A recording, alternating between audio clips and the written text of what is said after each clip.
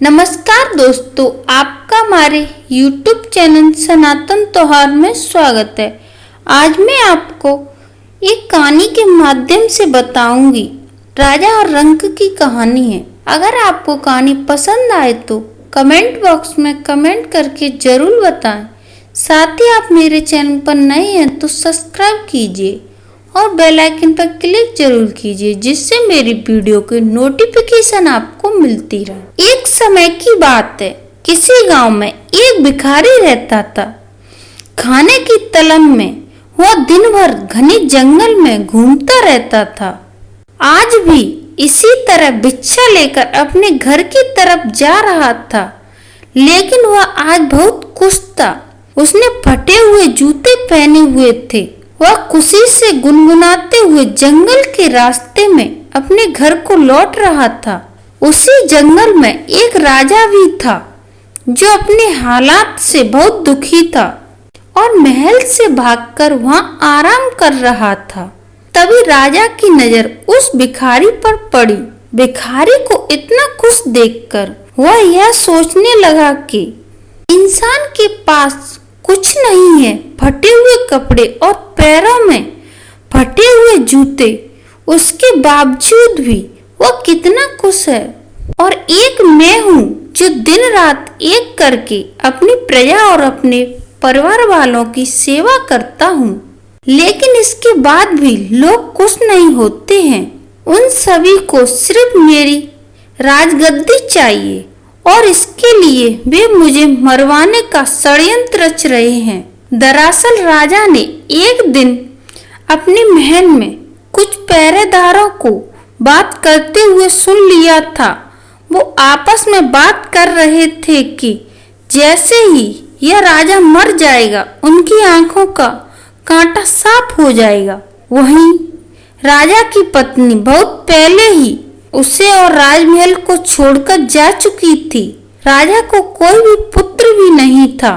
इस वजह से उसके पास अपना कोई उत्तराधिकारी नहीं था। जिस दिन राजा ने अपने खिलाफ इस षड्यंत्र के बारे में सुना तो वह बहुत ही सावधान रहने लगा। इतना ही नहीं, एक दिन राजा के खाने में उसके भाई ने जहर मिला दिया था, जिसके बारे में राजा को भनक भी नहीं थी। वो तो राजा जब खाना खाने बैठा तो अचानक एक बिल्ली ने आकर वो खाना खा लिया और कुछ देर बाद वो बिल्ली मर गई। इस घटना के बाद राजा को अपने खिलाफ हो रहे षड्यंत्र की प्रति बेहद सतर्क हो गया था। उसने अपने भाई से कहा कि उसके मरने के बाद वही राजा बनेगा, इसलिए उसे राज्य की सारी जानकारी रखनी चाहिए। इसी वजह से एक दिन इन्हीं सब बातों से परेशान होकर राजा ने महल छोड़ दिया और बिना किसी को बताए वहां से भागकर उस जंगल में आ गया था। वह जंगल उस नगरी से बहुत दूर था, इस वजह से उसे कोई पहचान भी नहीं सकता था।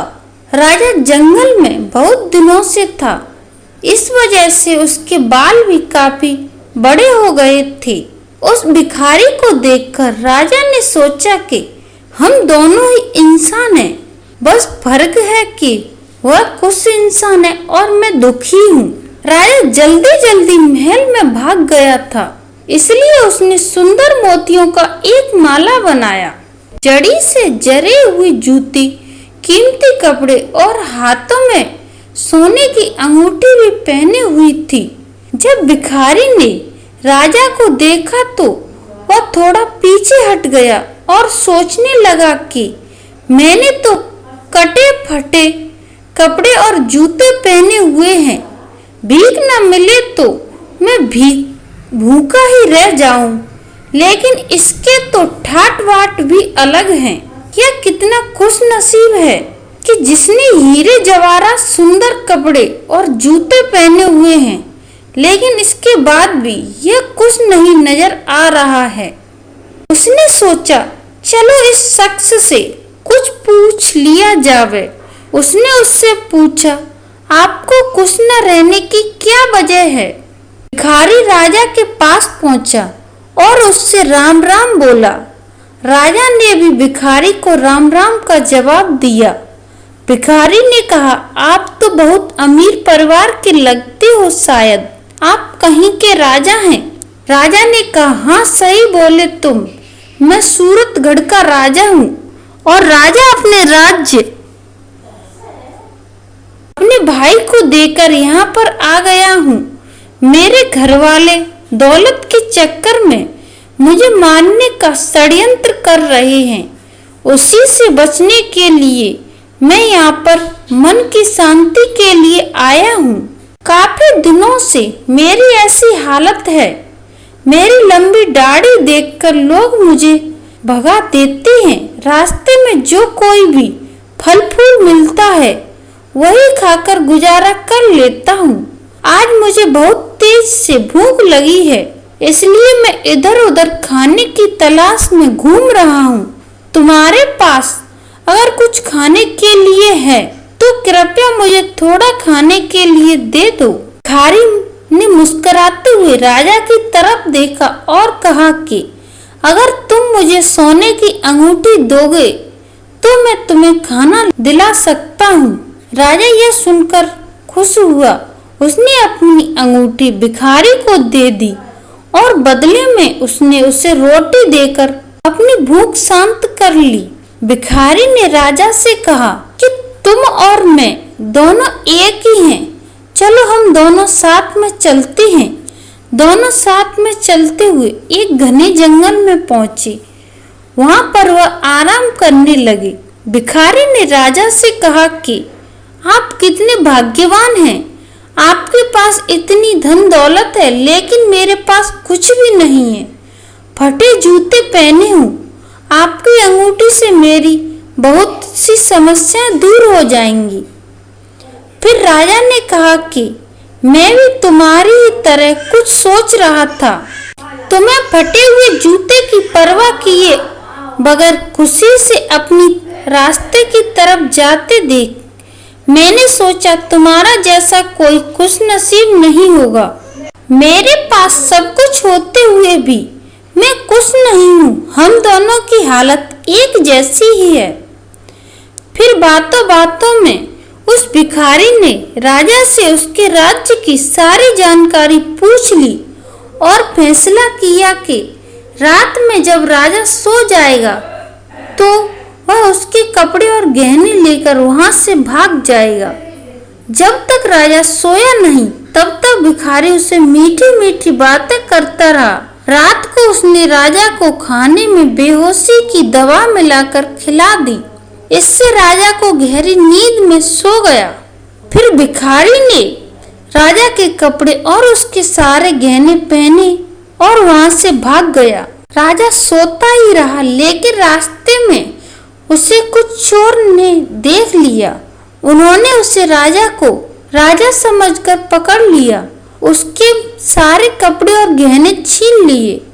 जब भिखारी के पास सिर्फ धोती ही बची थी, चोरों ने सब कुछ लूटने के बाद उसे एक पेड़ से बांध दिया और उससे पूछने लगे कि वो कहाँ का राजा है, अगर नहीं बताओगे तो मैं तुम्हें मार दूंगा। भिखारी ने चोरों से कहा कि वह राजा नहीं है।